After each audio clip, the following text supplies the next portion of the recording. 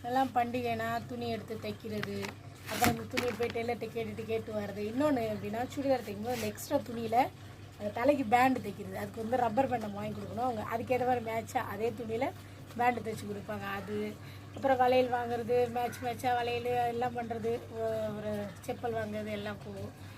பண்டிகைக்கு முதல் நாள் வந்து மருதாணி எங்கே இருக்கோ போய் மருதாணி மரத்துலலாம் மருதாணி பறிச்சிட்டு வந்து இலை பறிச்சிட்டு வந்து அரைச்சி நைட்டில் உட்காந்து அதுக்கு வேறு அரைக்கிறதுக்கு வேறு இன்ஸ்ட்ரக்ஷனாக புளி சேர்த்துக்கோ, எலுமிச்சம்பழம் சேர்த்துக்கோ, அது சேர்த்துக்கோ, அப்போ தான் நல்லா கலர் வரும் அப்படின்னு சொல்லுவாங்க.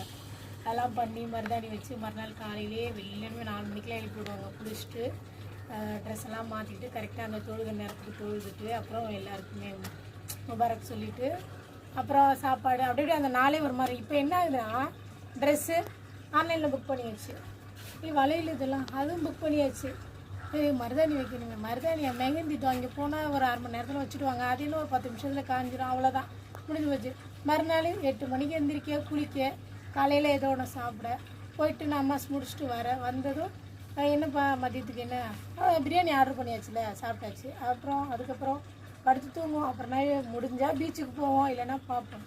சுருங்கிடுச்சு அந்த பண்டிகைக்குண்டான கொண்டாட்டங்கள் சுருங்கிடுச்சு. தெரியலை இப்போ என் பசங்களுக்கெல்லாம் தெரியல. நான் சொன்னால அப்படியா நைட்லாம் தூங்க மாட்டா, ஒரு எக்ஸைட்மெண்ட், ஐயோ நாளைக்கு புது ட்ரெஸ். இப்போ அதெல்லாம் இல்லவே இல்லை, அந்த மாதிரி ஆயிடுச்சு. பண்டிகைங்களுமே அந்த ஒரு சின்ன ஃபோனுக்குள்ளே எல்லாமே ஆர்டர் அப்படியே ஓடிடுச்சு. இது எங்கே போய் முடிய போகுதுன்னு தெரியல.